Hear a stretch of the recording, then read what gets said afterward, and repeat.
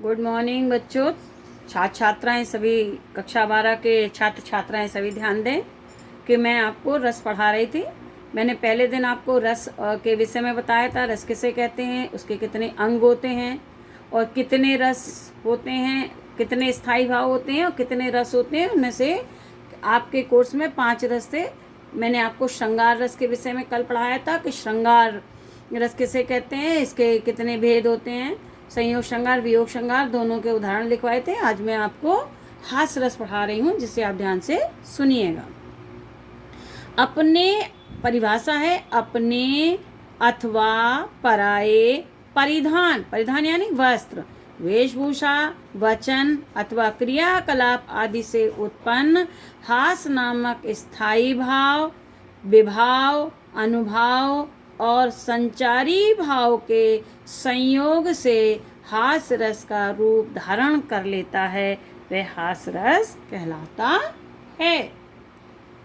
अपना हो अथवा पराय हो, अपनी वेशभूषा हो या अपने क्रियाकलाप हो या अपनी वाणी हो या किसी दूसरे की हो, पराय की, दूसरे के वस्त्र, उसके वचन अथवा क्रियाकलाप आदि से को देखकर हमारे हृदय में जो हास का भाव उत्पन्न होता है, हंसी का भाव उत्पन्न होता है, जब यही हास नामक स्थायी भाव, विभाव, अनुभाव और संचारी भाव के संयोग से हास्य का रूप धारण कर लेता है, तो वह हास रस कहलाता है। उदाहरण देखिए। मोदक पाकर हंसने लगे थुल बाल गणेश, पेट सुंड हिलने लगे हंसे शिवा शिवेश। मोदक माने लड्डू, लड्डू को पा करके थुल शरीर वाले बाल गणेश जी हंसने लगते हैं। जब वो हंसते हैं तो थुल शरीर है तो पेट सुंड हिलने लगे, उनके पेट और सूढ़ भी हिलने लगते हैं, जिसको देख करके शंकर और पार्वती जी हंसने लगते हैं। अब स्पष्टीकरण देखिए, अर्थ आ गया। अब स्पष्टीकरण तुरंत हो जाएगा। स्थायी भाव तो पता है आपको, हास है। विभाव, विभाव के 2 भेद होते हैं, आलम्बन विभाव, उद्दीपन विभाव। तो पहले देखिए आलम्बन विभाव। आलम्बन कौन है, वर्णन किसका हो रहा है? जो वर्णन विषय होता है वो आलम्बन कहलाता है। तो वर्णन किसके विषय में हो रहा है? गणेश जी के, तो गणेश जी आलम्बन।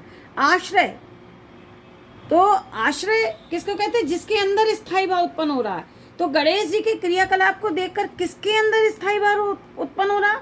तो उत्तर आया शिवा शिवेश, शंकर पार्वती जी। दूसरा है विषय। विषय क्या है?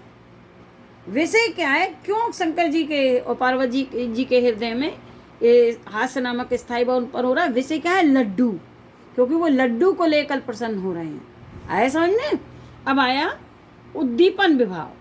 ये आलम्बन के भेद थे, आश्रय और विषय। अब उद्दीपन विभाव। उद्दीपन विभाव जो हमारे स्थायी भाव को, जो क्रियाएं हमारे स्थायी भाव को तीव्र करती हैं, तेज करती हैं, उद्दीप्त करती हैं, उसे उद्दीपन कहते हैं। तो गणेश जी की सूंड व पेट का हिलना उद्दीपन विभाव है। अब आया अनुभाव। अनुभाव किसे कहते हैं? अनुभाव आश्रय की, मैंने आपको बताया था, आश्रय की जो चेष्टाएं होती हैं, आश्रय की जो एक्टिविटी होती हैं, वो अनुभाव कहलाती है। तो यहाँ आश्रय कौन है? शिवा शिवेश। अब शिवा शिवेश, शंकर जी और पार्वती जी जो है, पेट और सुंड जब गणेश जी की हिली तो उनके अंदर उनकी एक्टिविटी क्या हुई? शंकर और पार्वती जी का जोर जोर से हंसना। शंकर और पार्वती जी उस गणेश जी की क्रिया को देख करके तेज तेज हंसने लगते हैं। तो आश्रय की जो क्रिया प्रतिक्रियाएं होती है वो अनुभाव कहलाती है। तो अनुभाव हुई शंकर और पार्वती जी का जोर जोर से हंसना। अब संचारी भाव है हर्ष, चपलता, लावना है बच्चों, चपलता और चंचलता। ठीक है, आपके को जो है हास्य रस समझ में आ गया कि जब अपने या पराये, या सीधे से इतना भी लिख देंगे तो काम चल जाएगा, किसी के परिधान, वेशभूषा, वस्त्र आदि को देखकर जब हृदय में हास्य का भाव उत्पन्न होता है, तो यही हास्य नामक स्थायी भाव, विभाव, अनुभाव, संचारी भाव के संयोग से हास्य रस का रूप धारण कर लेता है, तो हास्य रस कहलाता है। जो भी आपको सरल लगे वो लिखे। आपकी कॉपी में भी जो लिखी है वो भी ठीक है, उसको ही, क्योंकि अलग अलग अध्यापक अलग अलग तरह से लिखाते हैं। आपको ये लिखनी हो तो ये लिख लीजिएगा। अगर आपके विषय अध्यापक ने फर्स्ट ईयर में दूसरी लिखाई हो तो वो भी लिख सकते हैं। वीर रस, उत्साह, जिसका स्थायी भाव क्या है? उत्साह। परिभाषा, युद्ध, धर्म, दान, दया। अब आप समझ रहे होंगे कि ये क्या है। तो युद्ध को भी देखकर, वीरता से युद्ध को भी देखकर वीर रस उत्साह की उत्पन्न होती है। किसी के दान आदि कर्म को देखकर भी उत्साह उत्पन्न होता है, दान को भी देखकर होता है, धर्म को भी देखकर होता है, दया को भी। तो लिखेंगे युद्ध, धर्म, दान, दया, इन चारों को लक्ष्य कर जब उत्साह नामक स्थायी भाव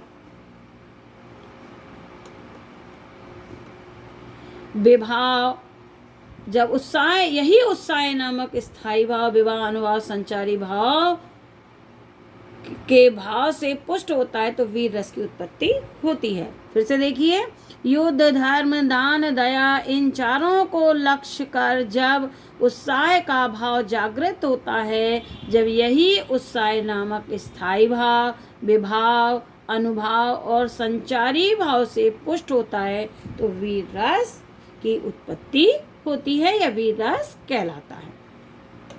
उदाहरण देखिए, साज चतुरंग सेन अंग में उमंग धारी सरजा, शिवाजी जंग जीतन चलत हैं, भूषण भनत नाद विहद नगारन के, नदी नद मद गैवरन के रलत हैं।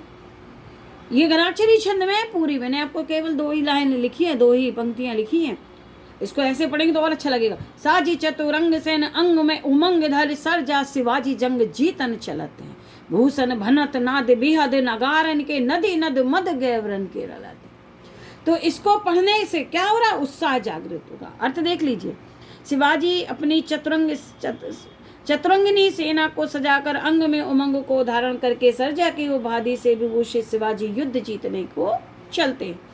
भूषण कवि भनत माने कहते हैं, नाद वेद नगारन के, असंख्य नगाड़ों की ध्वनि बजती है जिसको सुनकर हाथियों की गति तीव्र हो जाती है और वे तेजी से दौड़ने लगते हैं। उनके दौड़ने से, गैबरन माने हाथी, हाथियों के मस्तक से मद बहता है। एक चिपचिपा पदार्थ होता है, उसको मद कहते हैं। तो वह इतना बहता है कि नदी नद, नदी और नाले गैबरन, मद गैबरन के रलत हैं, नदी और नाले हाथियों की मद से रलत माने बहने लगते हैं। ठीक है, आया समझ में। अब स्थायी भाव देखिए, इसका स्पष्टीकरण देखिए, है तो बहुत बड़ा छंद लेकिन इतने से काम चल जाएगा। स्थायी भाव है उत्साह, विभाव है आलम्बन विभाव, इसमें पहला है आलम्बन विभाव। आलम्बन विभाव है युद्ध जीतने की इच्छा, शिवाजी के युद्ध जीतने की इच्छा क्या है? आलम्बन। आश्रय कौन है? पाठक एवं श्रोता। पाठकों ने और श्रोताओं ने जब इस वीरता भरे छंद को भूषण के सुना तो उनके अंदर उत्साह जागृत। फर्स्ट ईयर में पढ़ा था आपने भूषण को। विषय क्या है? युद्ध के लिए शिवाजी की सेना का प्रयाण यानी प्रस्थान। युद्ध के लिए जब शिवाजी की सेना चलती है ढोल नगाड़ों के संग, तो ये क्या है? विषय है।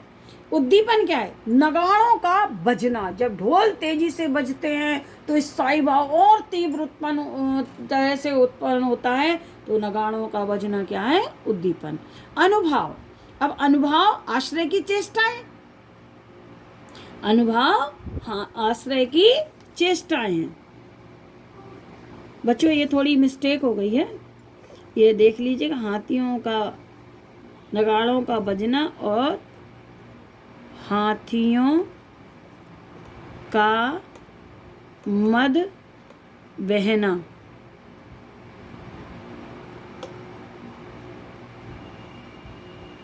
ये जो है ये उद्दीपन में आएगा। नगाड़ों का बजना और हाथियों का मद बहना। आ रहा, दिखाई दे रहा है? हाथियों का मद बहना। ये लो बहना हम यहाँ लिख दे रहे हैं।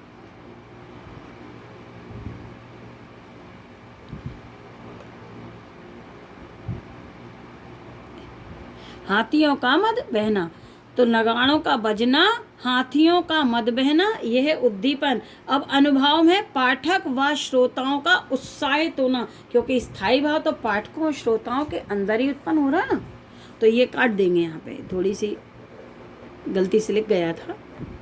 पाठक एवं श्रोताओं का उत्साहित होना। संचारी भाव क्या है? जोश, उमंग और उग्रता। थैंक यू बच्चों, आज ये 2 रस पढ़ा रहे हैं, कल आगे पढ़ाएंगे।